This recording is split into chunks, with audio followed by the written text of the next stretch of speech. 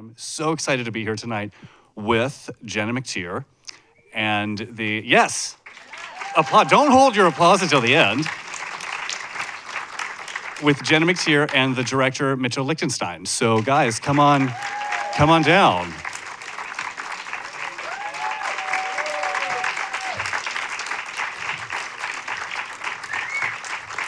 Wherever you feel comfortable. We're not fancy here. Yes, you are. Welcome, guys. And, another audience question. Thank you, Jerry. Thank you guys so much for coming and joining us tonight for Angelica. Thank you for screening it in this beautiful room.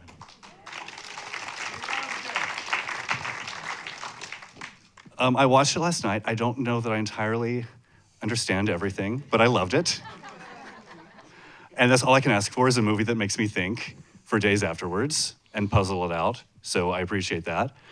And it's based on a novel, initially, yes? Yes, it's a novel by Arthur Phillips, a Brooklyn writer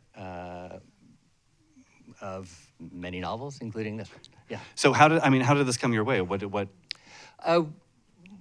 We were both represented by the same agency at the time, and they were looking for someone to hopefully adapt his book, and I read it and loved it and made it happen. And then what was the casting process like for this? Like, Janet, how did you first get involved? I think you sent me the script, didn't you? And then we met and had a very nice tea. And it was just, it's such a great script and it was such a great idea. And I loved the book and we had a lovely conversation and it seemed like it would be really good fun, and it was. So how much of the script was there when you first read it? Did things change as you started filming? Did getting to know your actors affect the characters? Not that much. I mean, tiny little tweaks that you do on the day as per, but I don't think much of it changed what we were filming. I don't think not much. I mean, we rehearsed for a couple of weeks, and we made some changes there. You had some great things from the novel that I had not included, and I am very glad you got me to include them. So, what did you convince him to include? You may not just remember, more of but me. It was actually, but more of you is better. So. But you got some rehearsal time before filming this? Because I imagine was it a fairly tight filming schedule? Very tight filming schedule, but we did have time. Yeah. So what were rehearsals like for this? Because so much of it is the sumptuousness and the costumes and the production design and the creature, for lack of a better word. I think a lot of it was, the book is written sort of the same story 3 times from 3 different points of view. So I guess I was quite kind of, where's the balance between what we really believe, or how far, from my character's point of view, how far does she really believe what she's saying, and how far is she just trying to turn a trick, and at some point does that become real friendship and real feeling and a real relationship? Yeah. And that was sort of quite delicate, and I wanted to make sure that was correctly charted and also slightly confusing all at the same time, so that you would kind of not be quite sure sometimes. And because it was a very particular time in history where people really did believe in spiritualism, and it was also just at the beginning of psychoanalysis, so it was this strange, heady mixture of people who believed sort of 2 conflicting ideologies all at the same time. Yeah. And so I acted that. Beautifully, you acted that beautifully. You forgot the final most important phrase in that sentence. I will say, when Tova Felcha, as the maid, sits down with you, and she's so amazing in this movie, I almost didn't recognize her.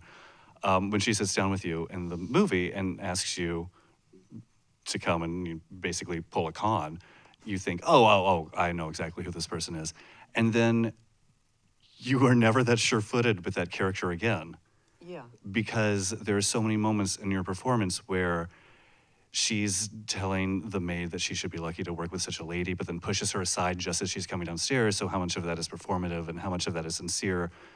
And were you conscious of walking that balance in Very the much scenes? so, yes. I very much felt like probably the idea was she sort of thought, oh, this seems like a good idea. And you can see where she lives. She's really poor. She doesn't have any money. And that she thought, I can get in there. I can turn a trick. And then when she gets there, I think she genuinely believes that a lot of what she does is just listening to women who have no one to talk to at a time when women couldn't talk about anything of any great intimacy to anybody. And to feel that, sort of a bit like a modern day therapist, like I said at the beginning of psychoanalysis. So the idea of just sitting there as an older woman and just listening, she's heard it all before, that half the time that's all they need, just a friend, somebody to listen to. Yeah. But then as it goes on, realizing that, and like I said, there was also at the time the belief in spirits and what that was, and I'm sure she thought, well, I could do that a bit. Wait, man, I'm quite good at this. Hang on a minute, maybe it's true. Hang on, let's just keep going. And then all of a sudden she's caught, and then it goes too far, and then she's sort of stuck. But by which time they're friends, and she cares about her clearly, and it's all got a bit. The edges have all got a bit blurred and furry, and I think at that point she's not really sure what's going on, but okay, let's just make it work. And Drag this dead body down in a rug. drag this dead body down the stairs, and we did, and many times, and then of course, to give her credit, she stays throughout. Yes. You know, she stays forever. And one of my favorite lines in the movie is when you say, if two women stand together, there's nothing they can't face. Yeah. And I feel like that's such a remarkable line. I mean, one, just now with everything that's happening in the world, and two, at the time, I mean, that's why men were so frightened of witches. The witch hunts, because the power of women together is unpredictable and frightening to the patriarchy. And that was such an amazing moment in that movie where things are beginning to slide. And you're shoving your legs up on tables, revealing your ankles, just like a wanton woman. Yeah. Yeah, in a kind of, well, why not? Yeah. In a who said the world has to look like this? They Yes. did. So let's try it this way. Let's have some fun. Drink that port. Drink that pour. Have some fun. Have a laugh. Have a dance. Be who you really are. And I think, yeah, if women who stand together, what can they not do? I mean, it's a great line. It's a great... Yeah. And Mitchell, going back to the look of this movie, it's a gorgeous movie. And I was constantly stunned by the wallpaper and the Jenna Malone's dresses. That last gown when she comes out, All the fabric's amazing. she looked like a piece of china. Yeah, that is Rita Ryak, costumes, and Luciana Arrighi, who did the production design, and Dick Pope, the cinematographer, all amazing artists that I don't know how I got to work. Well, I know how I got Rita because we were at drama school together and, when I was an actor, and we're old friends, so she had to do it. Don't burn bridges, guys. But also, if all the fabrics, they all have little dead animals in them and little sort of things that look like strange. All Jenna's costumes did, didn't they? They all have these, or something that looks sort of like a womb, or if you really look at them, they all have something slightly odd about the actual fight. It's extraordinary. Can we just roll the movie again now and keep an eye out for that? Did an amazing job.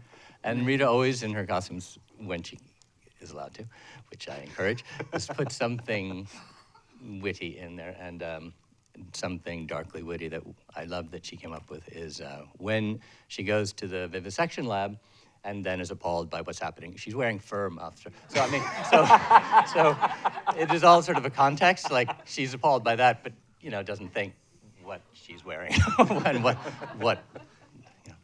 But I'm glad you brought up that scene, because that's one of my favorite parts of this movie, and that's also the thing that gets me in movies is these moments of everyday horror where you walk unwittingly into a scene that has nothing to do with the supernatural and everything to do with you've come to visit your husband at his job and this has happened to me before. And all of a sudden you're looking at a monkey's brain as he's staring back at you. And it was that, and like the moment where she cuts her finger and then runs after like choking during fellatio, and her daughter starts choking, and then she runs to see if they're experiencing the same symptoms, which if you really think that through is a really horrifying moment. The movie's littered with scenes like this. Is that your thing? Do you like finding these moments of everyday horror in? Yes. I mean, what were those scenes in the book? Were those things that you added as you were working on the script? I think I'm trying to remember if the knife, they're all the ones you mentioned are in the book. The only one I question is maybe the knife wasn't, but probably, most everything good was in the book, so, yeah. No, because all of those details, and even you were saying, and I didn't register it consciously, but unconsciously, the costumes and the dark wittiness of those, they all contribute to this feeling of unease. And then finally you're coming in with your bell, which suddenly stops chiming magically, right when you get to that cabinet. That actually I got from, it wasn't in the book, but a friend who got a house in New York, and it's some years ago, and had a ghost, and brought in someone like Jana's character who did that to find the ghost where it was living in. So that is something that they do. Yeah. And it worked to get rid of it. I'm throwing out all of my bells. I will not have them in my home any longer. Janet, did you do any research for the character? Were you looking at old films or books or? We looked at lots and lots of old images, didn't we? Of there was some amazing. I still got them on my computer somewhere. These amazing Russian spiritualists, and who they very much wanted to look the part because it was sort of like acting at the beginning, certainly, and that's what. So it was also lots of moody and dark makeup and all the wanting to create that impression from the beginning, so that whoever you went to see would go, oh!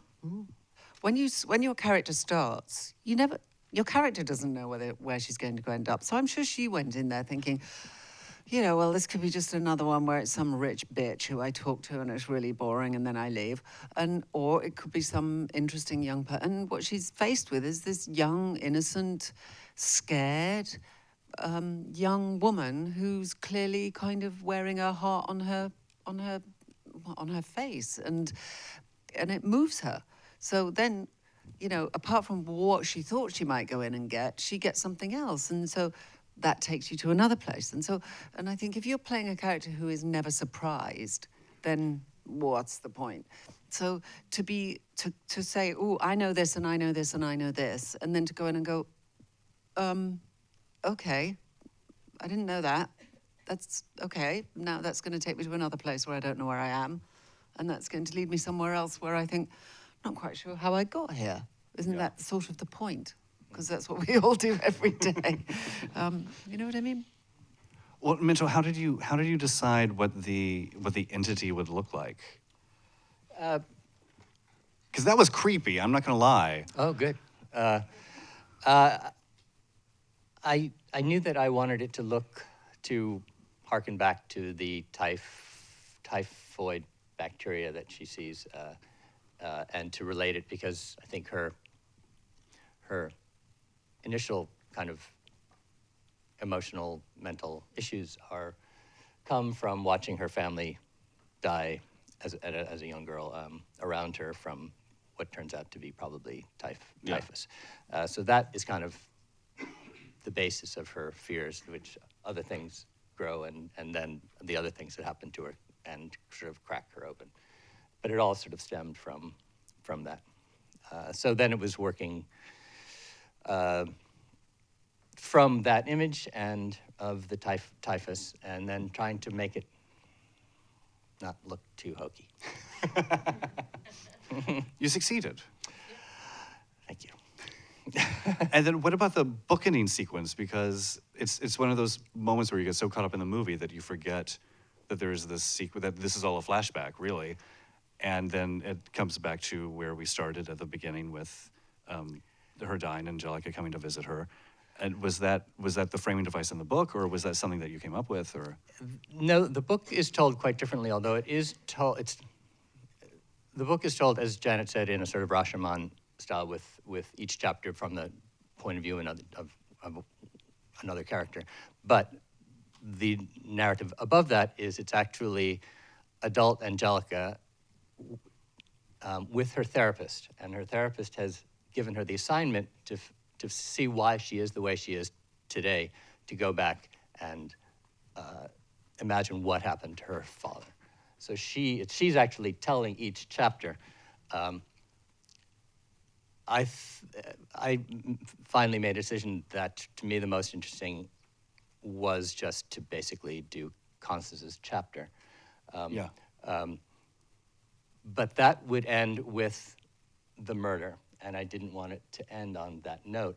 So that's sort of where I then sort of came up with this book ending, so that I would give the adult Angelica a final, very important moment of forgiveness and realization of how well, after learning about what really happened to her father, of then seeing how well Janet's character and Tova's character have been caring for her all these years, despite that, and going and joining them and Yes. forgiving them. So that's how that framing device came up. Well, and that's such a tender scene too, like the three women caring for one another, and then Angelica slowly working her way over to join them, having seen her father's head just bobbing up and down on those staircases in her memory. It was kind of a risky choice, I mean, because the whole important last beat is silent, and there's no dialogue to help it along. So I hope what she's going through gets across. So. And did you always intend Jenna to play adult Angelica? Yes, and I did that because I knew that she would have this important last moment, but that we would really only have very little screen time with her before that, and with her as an adult, and then an hour plus between them. So, but you would have spent a long time with Jenna playing Constance. So by having her play a dual role, I was hoping that your sympathies for Jenna and Constance would kind of slide over to, so you would feel that you knew her more than screen time you really do, and then be more invested in her final moments. Well played. I didn't realize that it was Jenna Malone until the credits rolled. Really? Yeah, Oh, yeah. wow. Maybe I'm dumb. Did anyone else? It was just me, wasn't it? I thought we were friends, guys. Thank you. Well, it's a bigger screen than It's probably true. watch it, Thank so, you. Yes. And I'm going to look at your questions now. God, because we're running out of time. From Jerry, who was late. Mitchell, did you conceive this picture as a Freudian hysteria or Jerry, or a hysterical Freudian nightmare? Do you conceive this picture as a Freudian hysteria or as a hysterical Freudian nightmare? Are those different? Wait. Oh, good luck, honey. Conceive this picture as a Freudian hysteria or as a hysterical. That seems like a trick question. You know what, There's Jerry? I'm definitely sorry. Freud involved, We're but let's. gonna pass, Jerry. This is what happens when I don't get to vet them beforehand. Janet, what is it like to go back and forth from TV to stage, or TV and film to stage, rather? Great, I love it. It's you never get bored of the medium that you're in. You never get too safe with the medium that you're in. Yeah. You're always sort of challenging new muscles, as it were. They both have the same sense of family, which I think we all enjoy, or most of us seem to enjoy, that you have that oh, you're all in the same bucket for a little while, and then you move on to the next one.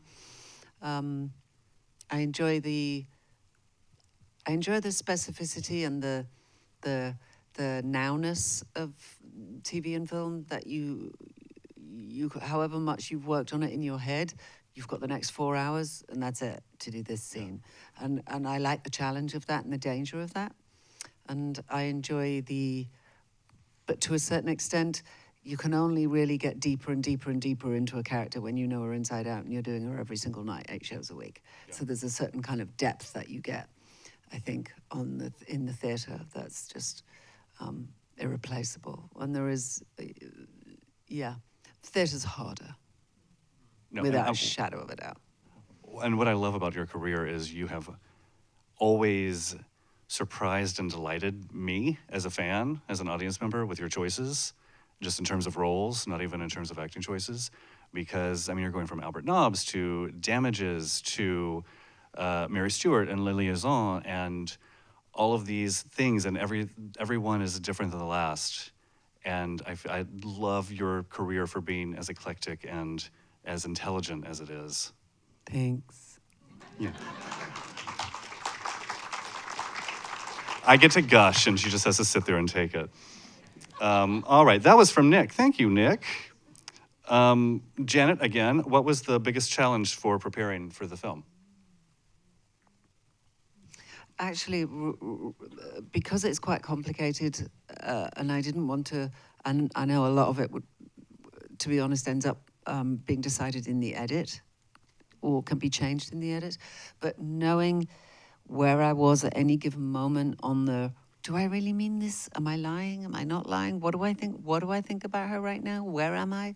That, I think, and making sure I was trying to be as truthful to the act of her as the truth of her, and trying to do as well a service to kind of the dire straits that a lot of women had to put up with in Victorian times, and what a little bit of elbow room would do to a character. Yeah. To be true to all of that as well. Be true to my fellow woman. Was it just cork boards in your dressing room with red yarn and thumbtacks and mapping everything out? Kind of. It was in my head. Yeah.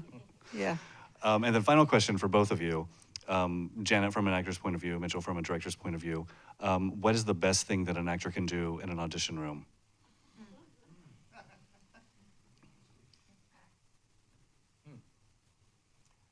If you have a ready answer, go ahead.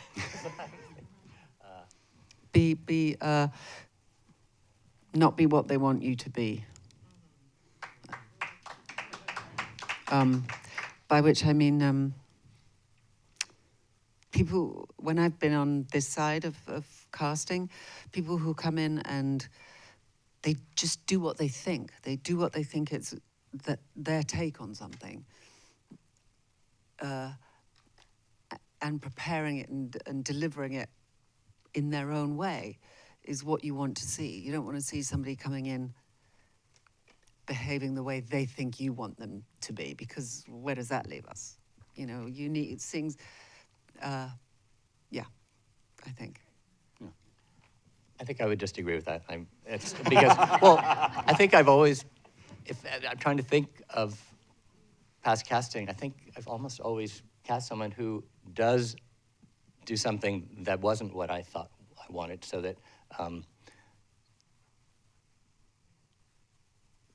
so that element of surprise is very winning, and you know. Well, that's the best thing a director can do, is to agree with his leading lady. That's all the time we have. Thank you guys so much. Thank you for sitting here with me. Everyone, tell everyone to see Angelica. Have a great night.